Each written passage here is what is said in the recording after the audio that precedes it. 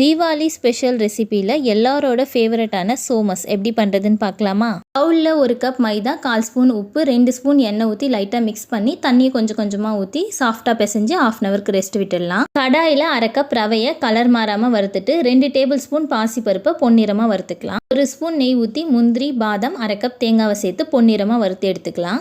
இது கம்ப்ளீட்டாக ஆறுனதும் பிளேட்டுக்கு மாற்றிட்டு 3 ஏலக்காவை தட்டி சேர்த்து மிக்ஸ் பண்ணிவிட்டு 1/4 கப் சர்க்கரையை சேர்த்து மிக்ஸ் பண்ணிட்டா ஸ்டஃபிங் ரெடி. பிசைஞ்சு வச்சிருக்க மாவுலேருந்து கொஞ்சமாக எடுத்துட்டு மைதா டஸ்ட் பண்ணி மெல்லிஸாக தேய்ச்சி ஸ்டஃபிங்கை உள்ளே வச்சு மூடிட்டு கார்னர்ஸை லைட்டாக ப்ரெஸ் கொடுத்துட்டு அதுக்கப்புறம் இந்த மாதிரி மடித்து ஃபோல்ட் பண்ணிக்கோங்க.